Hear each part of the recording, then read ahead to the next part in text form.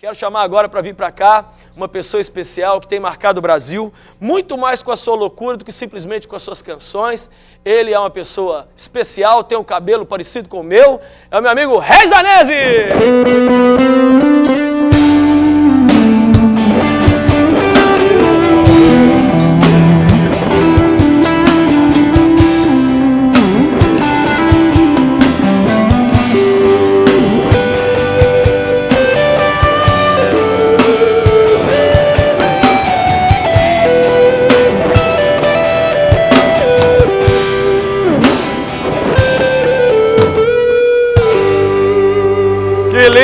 Que lindo!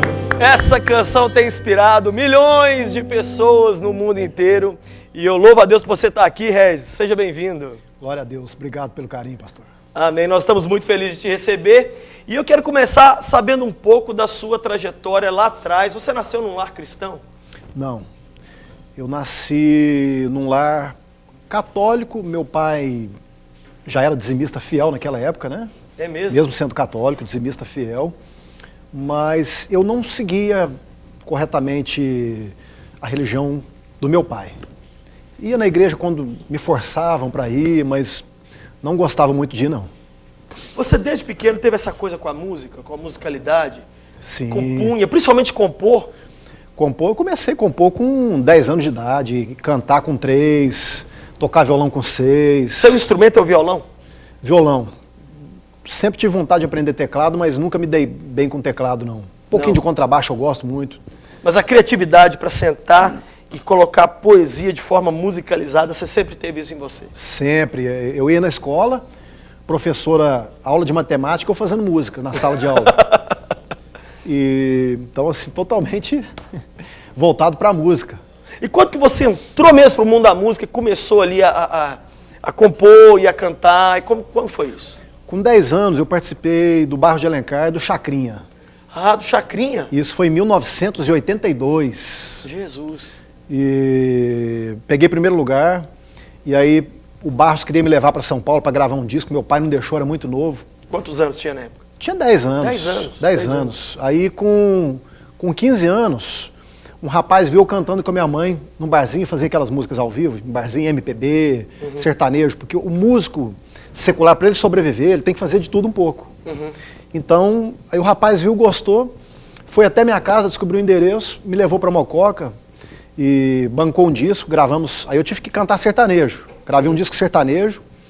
Com 17 anos eu já estava assinando meu primeiro contrato com a multinacional BMG, que hoje é a Sony. É mesmo? BMG Ariola. 17 anos já? 17 anos, eu tive que me emancipar com 15 para 16 para assinar esse contrato com a BMG. Meu Deus do céu. E o que isso produziu na sua cabeça, tão novo, já assinando com uma gravadora tão boa? Olha, eu comecei muito precoce, então eu perdi aquele lance da adolescência, já tive que criar uma responsabilidade muito cedo. Acho que por isso que hoje eu sou muito molecão. Então eu sou brincalhão, assim. Eu também. Eu gosto de levar as coisas assim, com seriedade, mas... alegria. Com alegria. Eu acho que eu vou ser moleque a vida inteira. Aquela coisa de umas coisas muito certinhas, assim. Não é minha praia, não. Eu vou mais ou menos junto aí com você. E aí você então, mas você ainda não tinha tido uma experiência forte com Jesus nessa época? Não. Eu tive uma experiência quando Deus enviou um servo dele lá no Só Pra Contrariar, o pastor Vandinho.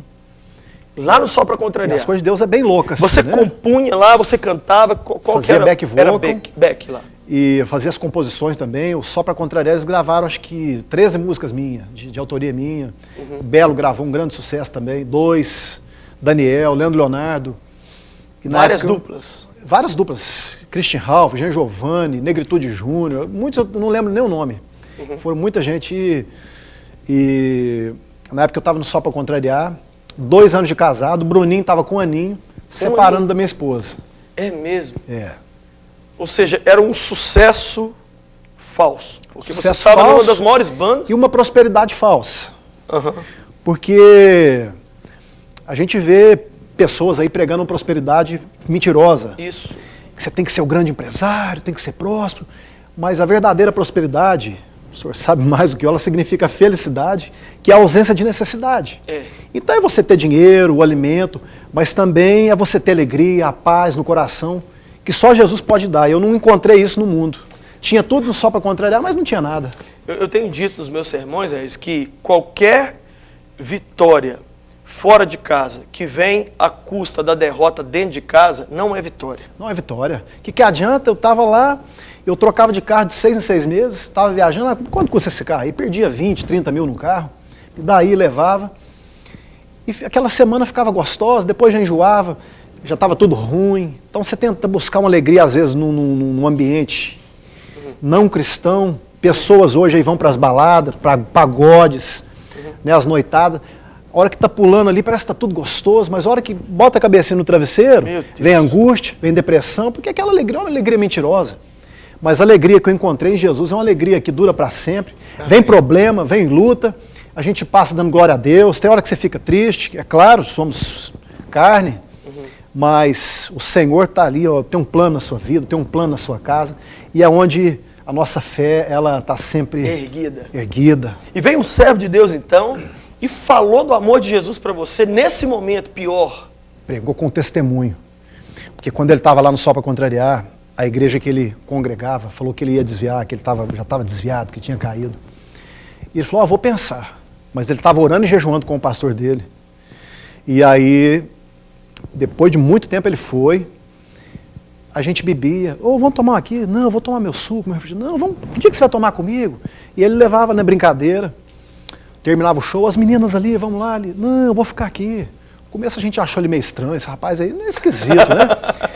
Mas eu falei para ele, se ele tivesse dado uma vacilada, eu não teria ouvido o que ele falou. Então primeiro você viu o testemunho, para depois ouvir as palavras. Com certeza. Tem gente que prega, tá errado, você vai pro inferno, você tá errado. Mas se a pessoa não der um bom testemunho, como é que você vai?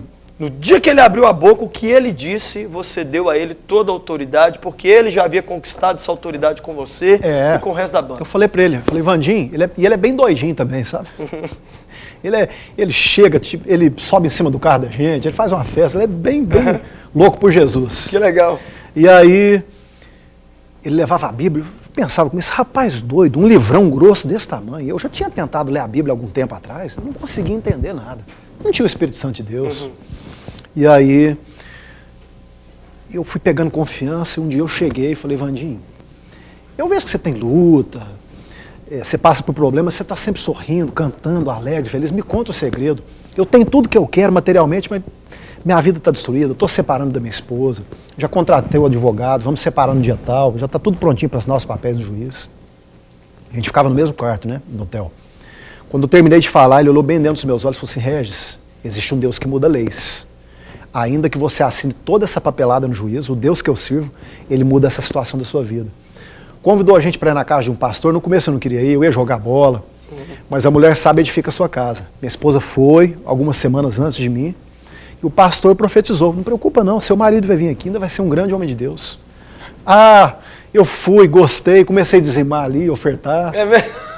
Aí até que um dia a gente foi na igreja, e aí o pastor fez o convite, nós entregamos a vida para Jesus, firmamos na igreja, depois de 4 meses batizamos nas águas. E o casamento permaneceu? Permaneceu, não assinamos o papel no juiz. Meu Deus, que lindo isso, Reis.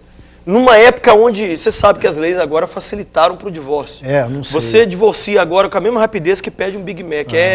Praticamente de um dia para o outro, um divórcio hoje era uma coisa demorada no Brasil, se divorciar. Aí eu fiquei entendendo, né, o plano de Deus, porque Deus uniu eu e minha esposa para acontecendo tudo isso aí, porque por mim não ia acontecer. Eu detesto viajar, não gosto de viajar.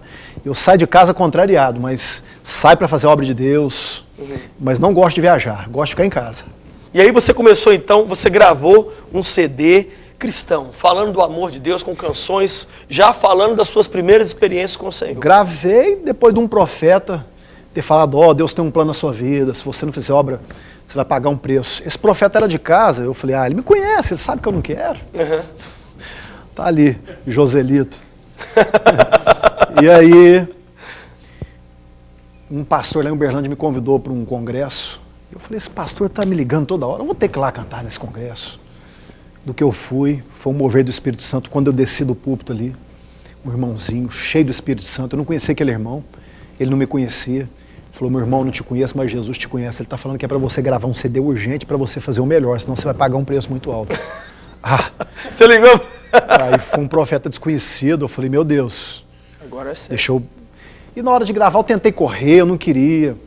Aí corri nas gravadoras, nenhuma gravadora queria pegar meu trabalho. Eu falei, mas com esse currículo maravilhoso que eu tenho, compositor do fulano, Beltrano, não serviu de nada.